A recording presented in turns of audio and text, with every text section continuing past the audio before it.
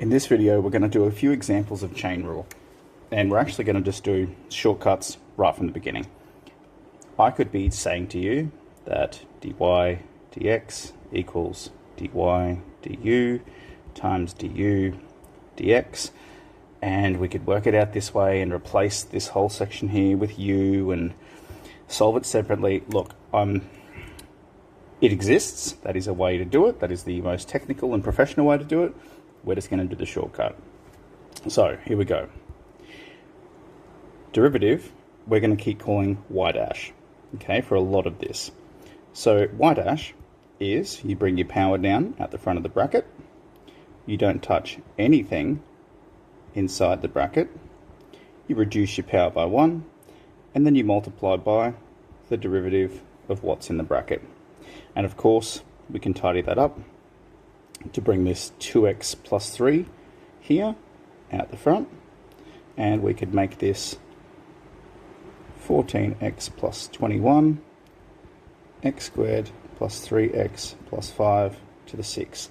And what you're going to see is we're going to love to leave it in these brackets like this, because factor form is going to be king when we're solving for when these derivatives are equal to 0. Alright, B. Same idea.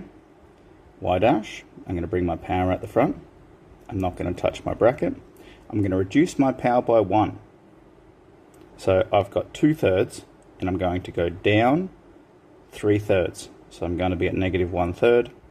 I'm going to multiply by the derivative of what's in my bracket, which is 4. And I'm going to tidy this up to get 8/3 and 4x take 7 to the power of negative 1/3. Now, of course, I said before that factor form is king. Well, in this regard, there's no x out the front, so there's no need to stress about a factor form of any sort like that. Alright, let's move on to the next one. Derivative of this function here. The tricky bit with this function is the way it looks.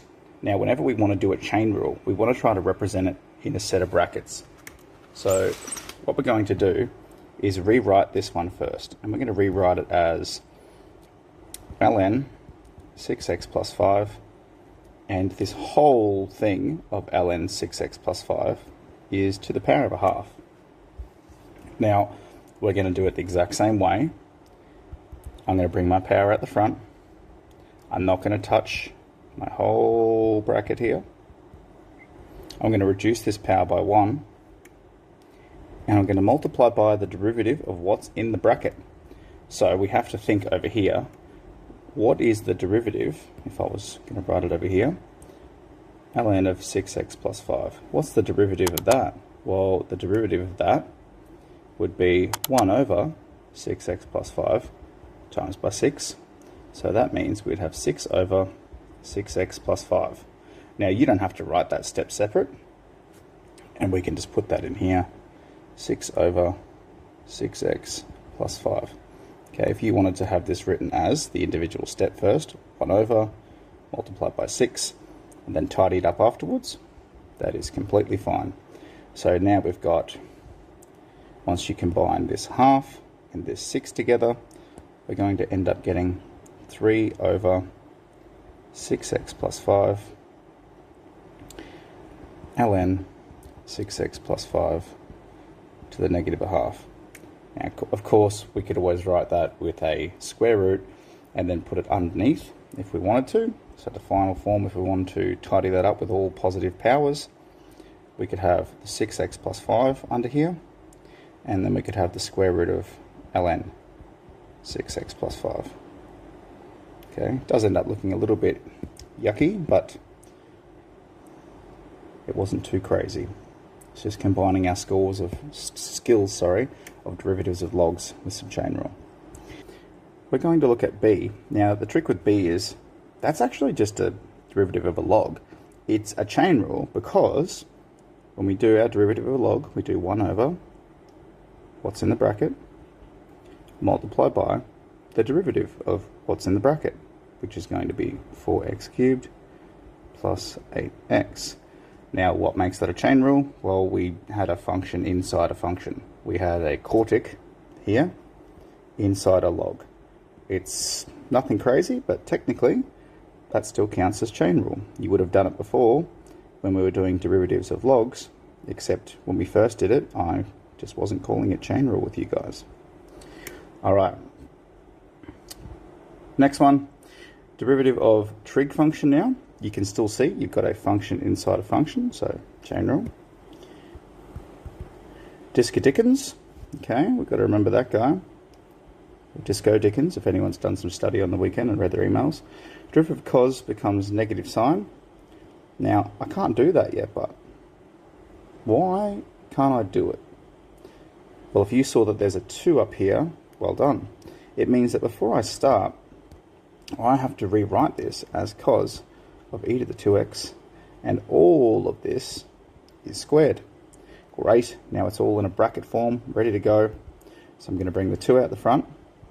I'm not going to touch anything about my brackets. I'm going to reduce my power by 1. And I'm going to multiply by the derivative of what's in the brackets. Derivative of cos becomes negative sine. I'm not going to touch that bracket. And again, times by the derivative of what's in the bracket, which is going to be 2e to the 2x. So what you can see is we actually had a chain rule inside a chain rule. Now we can tidy all of this up. We don't need this power here, which means we don't need these set of brackets, so we're going to can those. And I'm going to join together this 2, and this negative. So we're going to have negative 4 e to the 2x cos of e to the 2x sine of e to the 2x. Alright, B. Evaluate this derivative when x equals 0. Okay, so all it's saying is y dash at x equals 0. So negative 4 e to the 2 times 0 times cos of e to the 2 times 0 times sine of e to the 2 times 0. So really, what it wants is negative 4 times 1 times cos of 1 times sine of 1. And we can just quickly think on a unit circle. Where is 1? Where is 1? Well, that's not going to be easy for us to do, because when we talk about our unit circle, we talk about 0, we talk about pi. So 1 is kind of like a third pi, right? Maybe a little bit less than a third. So we would just have to put this into our calculator. There's no neat way of doing that using exact values. So we just simply put that in our calculator, and we should get an answer of negative 1.8186, and that is to our 4 decimal places. Last one here, equations of tangent. Here's a function, determine the derivative and the equation of the tangent at that location. Now I'm going to cut this into a second video just because it won't take a little bit longer.